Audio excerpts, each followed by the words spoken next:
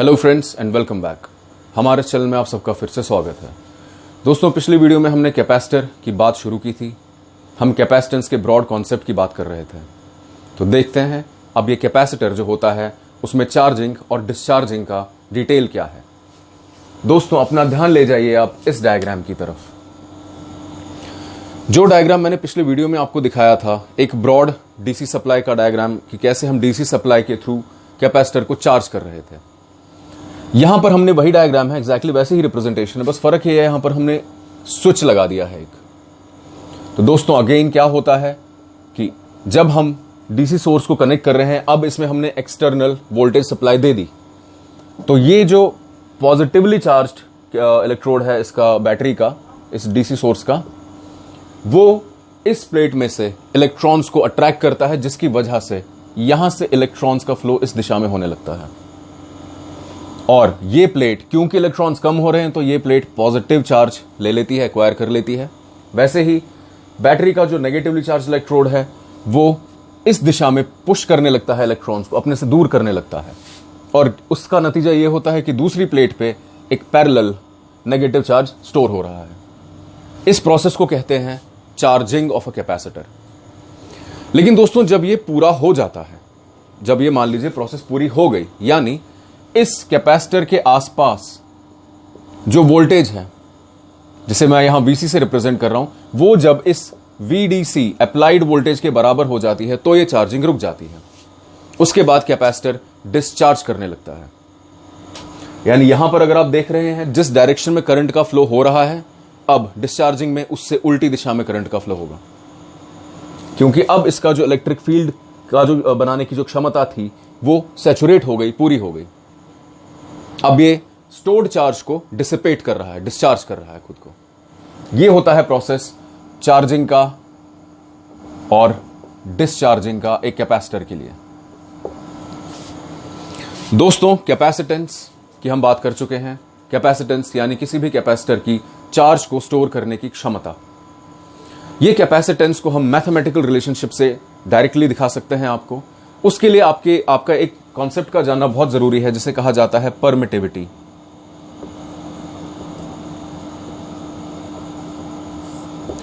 Permittivity का मतलब है परमिट करना। कोई भी मीडियम जो होता है, जैसे हम डाइलेक्ट्रिक मटेरियल, जो मैं आपको बता चुका हूं पिछली वीडियो में, उसकी अपनी अपनी परमिटिविटी होती है। उसमें एक इलेक्ट्रोस्टैटिक फील्ड को अपने जरिए पास कराने की क्षमता है। वो क्षमता कितनी है, कितनी क्षमता उसे अलाउ करती है उस इलेक्ट्रिक फील्ड को अपने थ्रू पास होने देने की, उसे कहा जाता है परमिटिविटी।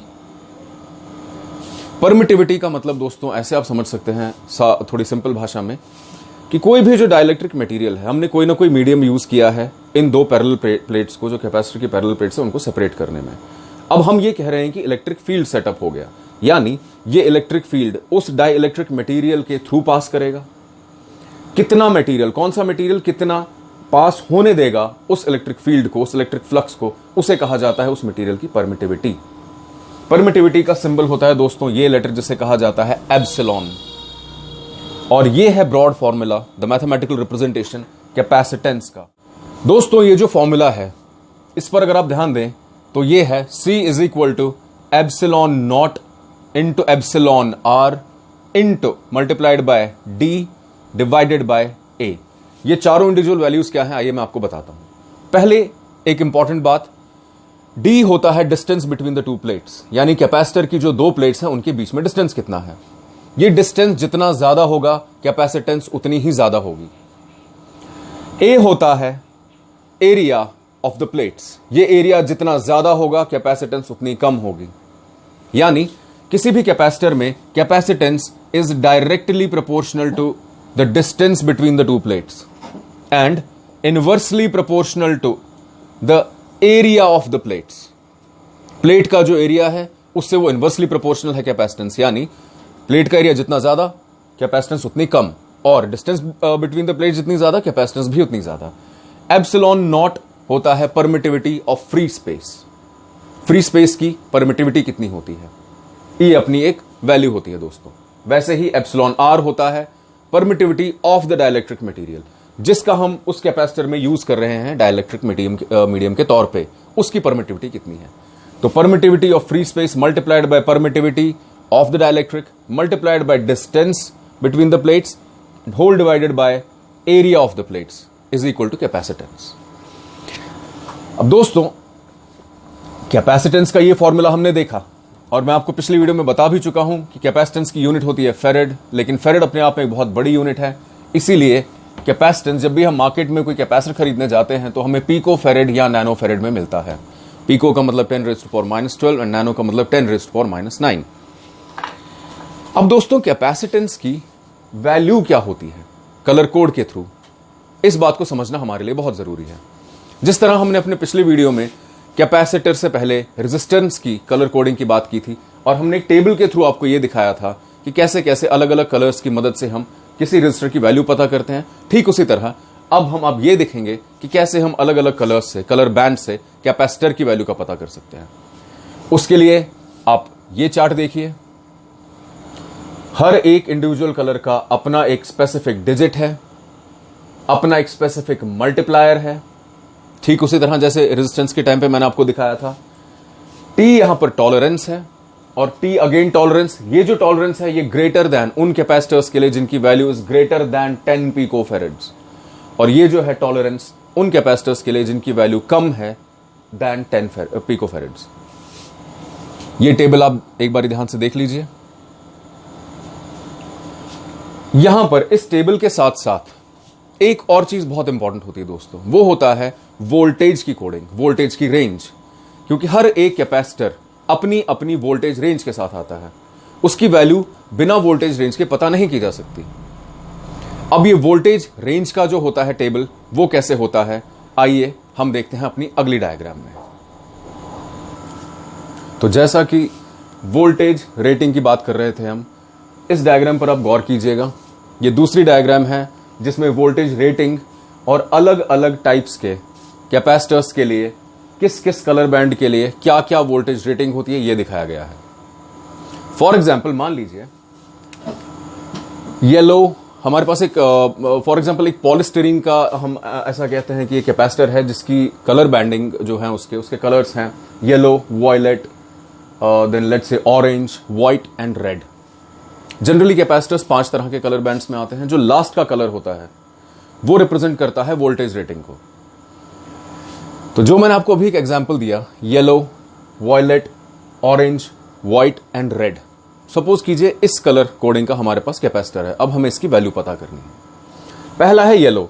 इससे प्रीवियस वाली डायग्राम पर अगर आप गौर करें तो येलो के सामने जो डिजिट है corresponding that is 4। Next colour है वॉयलेट, अगेन बिल्कुल कैपेसिटर्स की तरह, बिल्कुल रेजिस्टर्स की तरह, जहां पर स्टार्टिंग के 2 कलर बैंड्स डिजिट्स के साथ डील करते हैं, तीसरा बैंड मल्टीप्लायर को रिप्रेजेंट करता है। ठीक उसी तरह कैपेसिटर्स में भी 5 बैंड्स में से 2 बैंड्स, स्टार्टिंग के 2 बैंड्स डिजिट्स को रिप्रेजेंट करते हैं। येलो के लिए है 4, उसी तरह वॉयलेट के लिए है 7। तीसरा आ जाता है ऑरेंज। ऑरेंज के सामने जो कोरस्पॉन्डिंग मल्टीप्लायर है उसको हम पिक करेंगे। तो ऑरेंज के सामने दोस्तों जो कॉरस्पॉन्डिंग मल्टीप्लायर आता है that is 10⁻3। Next is white, जो चौथा बैंड है।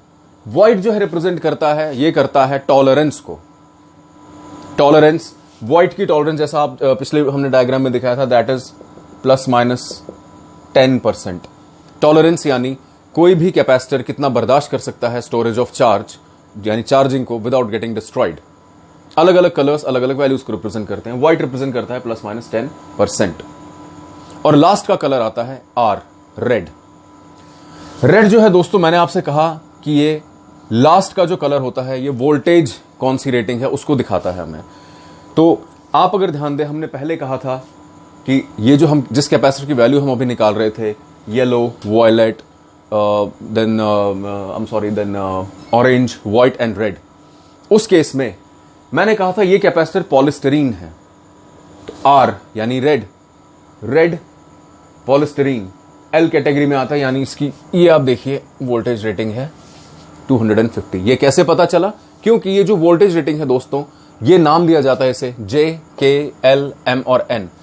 जो J होते हैं, J टाइप ऑफ कैपेसिटर्स, ये जो वोल्टेज रेटिंग है जे वाली, ये टैंटलम डिप्ड टैंटलम जो कंस्ट्रक्शन है उसको रिप्रेजेंट करती है। यानी जिन कैपेसिटर्स की मैन्युफैक्चरिंग में टैंटलम नाम का कंपाउंड हमने यूज किया। के जो होता है ये माइका को रिप्रेजेंट करता है, यानी जिनमें डाइलेक्ट्रिक मटेरियल जो हमने यूज किया दैट इज माइका। उसी तरह एल जो है ये पॉलिस्टरीन मटेरियल्स के ग्रुप को रिप्रेजेंट करता है, उनके लिए पॉलिस्टरीन कैपेसिटर्स के लिए ये वोल्टेज रेटिंग होती है। ठीक उसी तरह एम जो है ये इलेक्ट्रोलिटिक कैपेसिटर्स को रिप्रेजेंट करता है with a band of 4।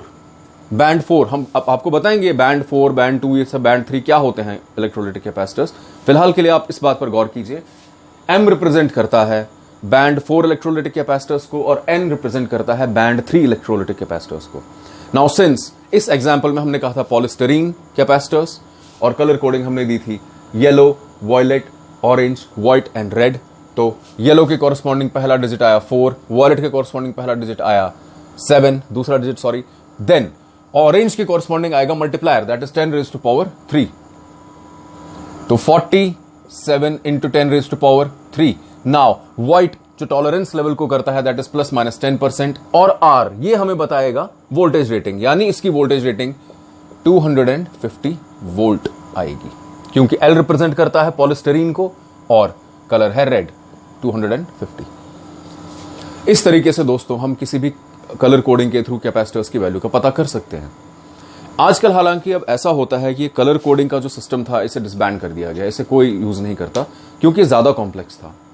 5 bands को रीड करना और उसके बाद में वैल्यू पता करना, इससे बेटर आजकल क्या करते हैं मैन्युफैक्चरर्स कि वो वैल्यू मेंशन करते हैं। फॉर एग्जांपल अगर मैं आपको एक कैपेसिटर यहां दिखाऊं तो उम्मीद कर रहा हूं आप देख पाएंगे इसे। इसके ऊपर आप एक नंबर देखेंगे 102। थोड़ा और नजदीक ले जाता हूं मैं।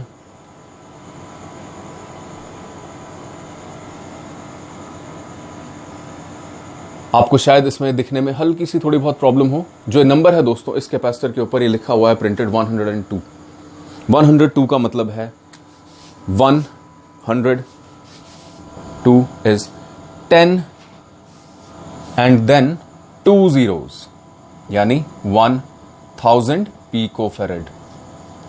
ऐसे इसकी वैल्यू हम जान सकते हैं। यानी कलर को इंस्टेड ऑफ कलर कोडिंग वाला सिस्टम जहां पर हमें पहले एक अलग टेबल के जरिए first 2 digits, multiplier, tolerance and then voltage rating के लिए दूसरा टेबल फॉलो करना पड़ता था, simple 102 means 10 into 10 rays to power 2, 10 multiplied by 2 zeros। ठीक उसी तरह 104 का मतलब है 10 मल्टीप्लाइड बाय 4 zeros। ऐसे ऐसे हम पता कर सकते हैं। अब ये वैल्यूज पिकोफेरेड्स में है, यानी यही values because picofarads is 10 rays to power -12 farads. इसी वैल्यू में यानी अगर हम कहें कि 1000 पिकोफेरेड्स हैं तो वो ये कहा जा सकता है 1000 ऐड हुए इसमें, यानी 12 में से 3 zeros आप कम कर दीजिए, यानी 10 रेज़ टू पावर -9, यानी 1000 पिकोफेरेड्स बिकम्स 1 नैनोफेरेड। ये यूनिट सिस्टम है कन्वर्जन का। तो नैनोफेरेड्स देन पिकोफेरेड्स एंड सिमिलरली इसी तरीके से 1000 नैनोफेरेड्स, यानी 3 zeros हमने नैनो में यानी 10 रेज़ टू पावर -9 में ऐड किया, यानी वहां से कम हुए 10 रेज़ टू पावर -6 बना, जिसे कहा जाता है माइक्रो। यानी 1000 नैनोफेरेड्स इज इक्वल टू 1 माइक्रोफेरेड। ऐसे अलग अलग वैल्यूज हम पता कर सकते हैं कैपेसिटर्स की दोस्तों। तो दोस्तों ये बात थी कैपेसिटर्स की वैल्यू पता करने की। कैपेसिटर्स का फंक्शन हम ऑलरेडी एक्सप्लेन कर चुके हैं। अब अपने नेक्स्ट वीडियो में हम बात करेंगे the types of capacitors and in detail capacitor family का सारा क्लासिफिकेशन कैसे होता है और किस बेसिस पे होता है। तो उम्मीद है हमारा ये वीडियो आपको इन्फॉर्मेटिव लगा होगा और पसंद आया होगा। आपके मन में कोई भी क्वेरी हो, सवाल हो तो नीचे कमेंट्स में जरूर पूछिए, हमें उसका उत्तर देने में बहुत खुशी होगी। कृपया हमारे चैनल को लाइक और सब्सक्राइब जरूर कीजिए। Thank you.